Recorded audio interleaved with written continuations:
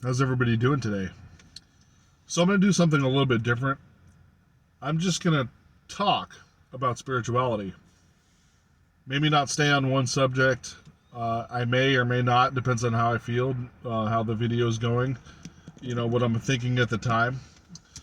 So, if it seems like I'm jumping around, that's why. If I'm staying on subject, that's why. We're just going to see how this goes. So, one thing I would like to talk about is intuition. Intuition can guide you on a daily basis or on a yearly basis or even decades. If you walk into a job interview and you have a sensitivity or a sense that this is not good for you, even though on paper it looks great and you're a good fit and all this stuff, and you're like, something's off. I don't know if it's the people, I don't know if it's the work environment, I don't know if it's the location of this on the global map. The vortex energy this is sitting in may not work. If I go 2 miles down the street, we're good, but right here, it's bad. It can be anything along those lines. That's why you want to trust your intuition. Now, into that, when you're a spiritual individual or on a journey, you probably don't fit in very much anywhere. I've experienced this throughout my life. I can be very conversative. Class clown, so I can joke around, this and that. But as soon as you get me talking, I start talking the truth, and it makes people uncomfortable. Because in the work environment and the way our society is ran, it's not conducive to people that talk the way I do. It makes people uncomfortable. It's awkward. Some may even think it's unprofessional. But when I tell the truth, I tell the truth straight up how it is. If I say, these slave wages need to come up because you can't live on this, and you're making us work, 50 hours a week, and I still can't pay my bills, that is truth. I'm not going to hide the fact that we are receiving slave wages. I'm just not. The awareness, and we need to wake each other up and tell everybody. You need to pass the word around that our current situation is not functioning. There are certain individuals on this planet that they may be selfish, but they become wealthy, and they don't care that you're working for a low wage as long as you're making the machine run. So that it helps everyone else across the board to say, if inflation's too high, wages too low, and you expect me to work, especially when inflation's high, it's like, oh, you need this job because prices are going up. You need to keep the machine running.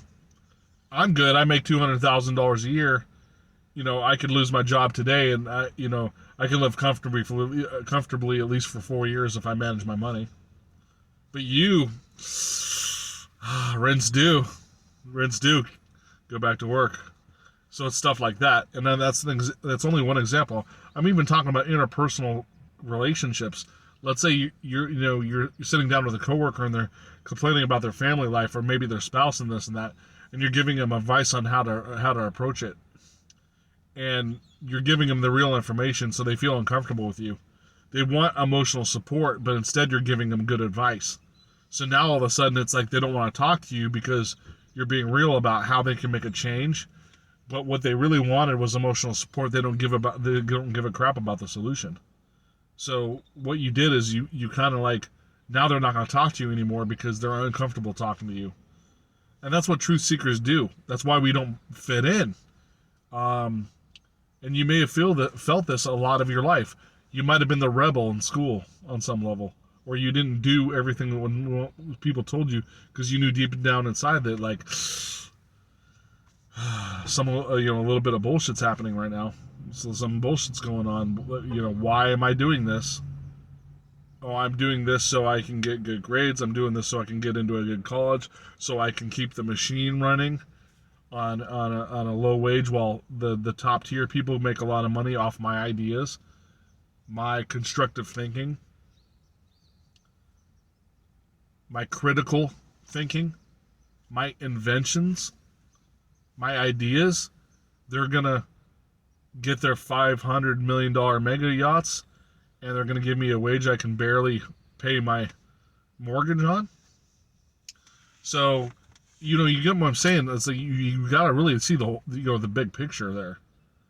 And that's maybe why you haven't felt like you fit in. You're just like, you have this idea in the back of your mind. It's like scratching at you, like some sort of itch you can't scratch, saying, that there's more to life than this, and thus why you're on a spiritual journey. And then when you become on the spiritual journey, you find your morals and ethics come to surface. You're having a hard time dealing with people's dramas. They're people are having drama. I'm not downgrading anybody's personal life where they have hardships, but if they have drama to where the fact they're just like talking bad about other people, but they're not using the information that they're sharing with themselves to make themselves better and to actually fix the situation, and being truthful to themselves and not lying about the situation. If you're not lying to yourself and you're not lying to others, generally you could probably find a solution. But if you're not divulging all the information, you're definitely not going to get good advice. If you're lying about what's happening to you, you're only going to get advice based on those lies instead of what's actually really happening.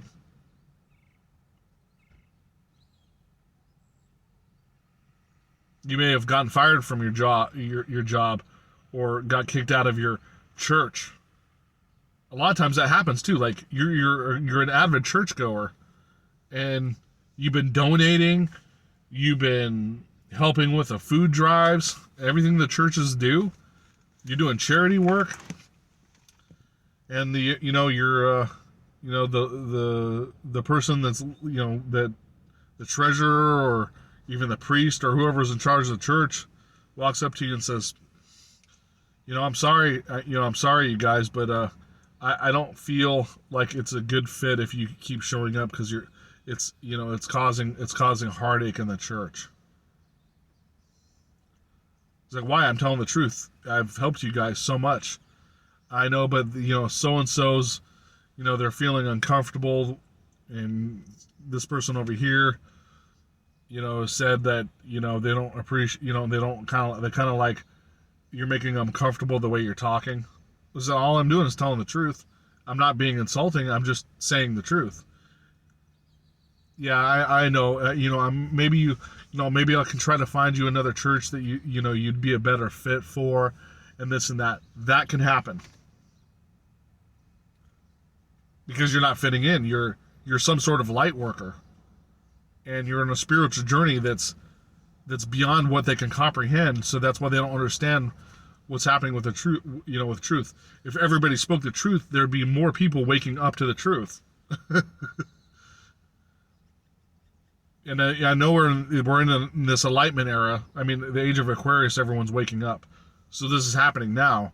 But in our current society right now, it would be very hard for everyone to just like walk away from their job and just say, nope, not paying water bills, not paying electricity. Electricity should be free. Why are we we have free energy systems. Why am I paying for electricity? I'm going to stop because this is a service that should be provided. And you're increasing the rates because you want your mega yachts. So when you wake up to this stuff, that's because you're seeking the truth. And so you have to find a balance. So if you want to roam around the city and function like a semi-normal person, you're gonna have to balance your thinking and just keep on your spiritual journey and doing your meditations and practices and stuff like that. And your world will change around you, and the universe will actually put you in situations where you don't have to. You're not like dealing with that so much anymore. But I just want to say, when you start learning this stuff, I want you to be aware of it, because it's kind of hard to cope with it initially if you've never experienced it before. I kind of know the gist because I've been dealing with this. I've known for such a long time. that I kind of like modulated my personality and stuff. Not modulated my personality, but like I know how to deal with it now. And I just wanted you to be aware of it too, so you also know how to, you can go about it and orchestrate your the way you're gonna live your life and stuff like that. And when you're fully invested and you're where you're at with your serendipity and your abundance and all that stuff, your day will look so much different than you used to live. Your schedule is going to be completely different. First of all, you're not going to you're like I talked about time, so you're not going to use the clock anymore. Your alarm won't be set. You'll wake up when you want to in the morning because you're not using a clock to wake your body up. Your body will naturally wake up on its on the nocturnal system, and when we feel like you should be waking up. You're going to go do your yoga. You're going to go do your exercises in the morning, maybe. Maybe you're going to eat breakfast before you go do your exercises. But you're going to get the exercises in today because exercise is part of your spiritual health because it helps your body and your mind and your soul to stay healthy. It helps you. This biological form needs maintenance, so you have to do your exercises, and it helps you feel better. Then you're doing you're doing your meditations when you wake up. You eat. You go to the gym. Now you have a luncheon with your friend. Because you don't have to work a regular job, you can go meet your friend for a luncheon. And you can take as much time as you want because you don't have to go back to work in a half an hour. Then the afternoons may be, hey, I'm gonna go, take photographs of birds in the park. And then I might paint. Or I might go home and put my vinyl record on the record player on my awesome sound system and drink some tea and listen to one of my favorite songs on one of my favorite records.